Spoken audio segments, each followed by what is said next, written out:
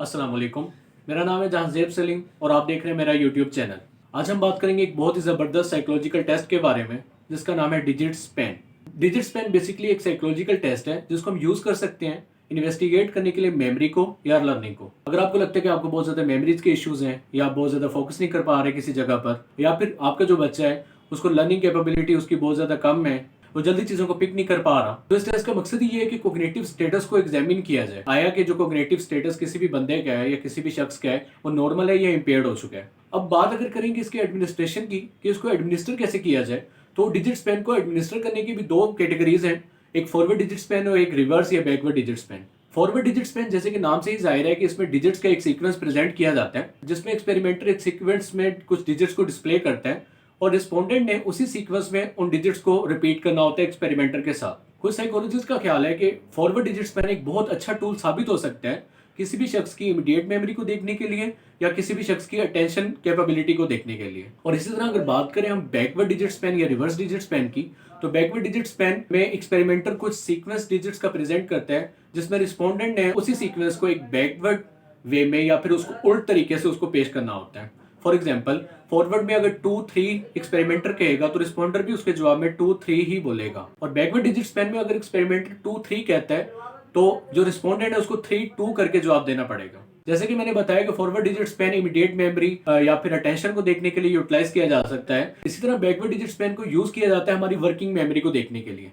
अब working memory क्या होती है? Working memory is basically our cognitive ability to store और मैनेज इन्फॉर्मेशन। डिजिट स्पैन एक वर्बल टास्क होता है जिसमें स्टिमुलाई को ऑडिटोरियली प्रेजेंट किया जाता है और रिस्पोंडेंट ने जूं के तू या फिर एक रिवर्स ऑर्डर में उसका जवाब देना होता है। और साथ ही साथ मैं अपने साइकोलॉजी के दोस्तों को बताता चाहूँ कि digit span Wechsler intelligence scale for adults या Wechsler intelligence scale for childrens का भी पार्ट रहा है जिसमें आईक्यू को मेजर करने के लिए डिजिट स्पैन के टेस्ट को यूज किया जाता था। अगर हम डेमो की बात करें तो हमारे साथ हमारे दोस्त मौजूद हैं। हम इसे एक डेमो ले लेते हैं फॉरवर्ड डिजिट स्पैन का। तो दोस्त, जो मैं अल्फाज बोलूंगा, जो मैं एक डिजिट्स का सीक्वेंस आपके सामने प्रेजेंट करूंगा, आपने उसको जूं का तू उसी तरह बता देना है। पहला सीक्वेंस है 582। 582 गुड। 694 694 6439 6439 7286 7286 42731 42731 गुड। 75836 75836 619472 617492 ओ रॉन्ग हो गया।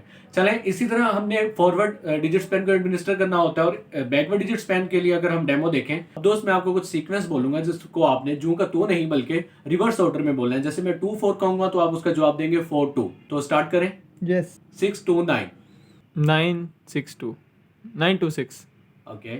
415 514 3279 9723 ओके। 15286 8526 no, it's 68251।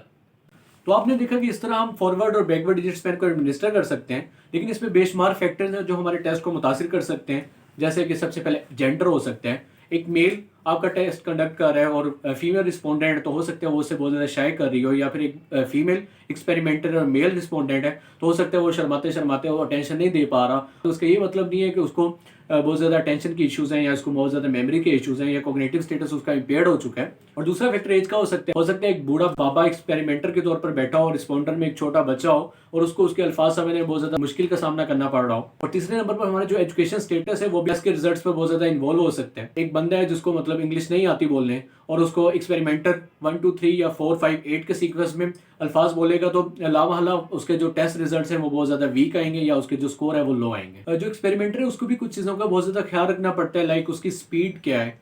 उसने अगर बहुत ज़्यादा स्पीड से बोला है तो जो रिस्पोंडेंट है उसको बहुत ज़्यादा मुश्किलात पेश आ सकती हैं रिप्लाई देने में। और उसकी पिच क्या है, अगर उसने बहुत ज़्यादा आहिस्ता अल्फाज में उससे पूछ रहा है तो हो सकता है उसको साउंड नहीं आ रहा, हो सकता है वो बहुत ज़्यादा चीख के बोल रहा है जिससे उसकी लिसनिंग एबिलिटी मुतासिर हो रही है रिस्पोंडेंट की। तो ये चीज़ें भी जो टेस्ट के स्कोर्स हैं या लो कर सकती हैं, इसको बहुत ज़्यादा हाई कर सकती हैं, जिसे हम ये नहीं कह सकते कि जो इसका कॉग्निटिव स्टेटस है रिस्पोंडेंट का ये इम्पेयर्ड हो चुका है या ठीक है। और अगर हम स्कोर्स की बात करें कि कैसे पता चलेगा कि किस स्कोर पर हमारा जो अटेंशन लेवल है या फिर हमारा जो मेमोरी लेवल है वो बहुत ज़्यादा अच्छा है, तो इसकी कोई डिफाइंड लिमिट नहीं है। कुछ साइकोलॉजिस्ट का ख्याल है कि अगर आप डिजिट स्पैन के ऊपर 5 सीक्वेंस भी एक तरतीब में नहीं बोल सकते, खासकर फॉरवर्ड डिजिट स्पैन में, तो आपको फिर फिक्र करने की ज़रूरत है।